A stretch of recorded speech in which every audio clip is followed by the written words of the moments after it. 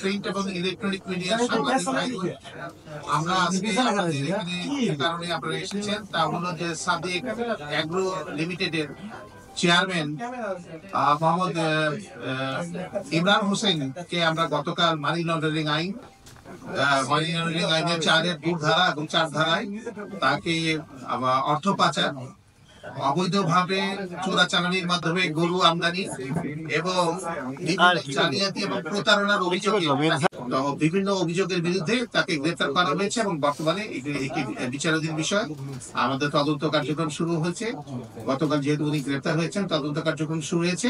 আমরা হয়তো বা আরো নিকট ভবিষ্যতে আপনাদের এই বিষয়ে বিস্তারিত জানাতে পারবো।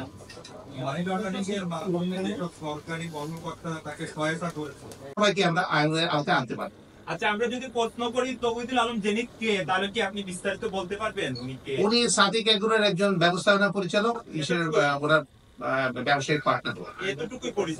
এতটুকুই পরিচিত আপাতত, আপনারা জানেন। বাকিটা ডিটেলসে কাজের মধ্যে দিয়ে পরিচয়। ভাই একটু বসেন, ভাই একটু বসেন।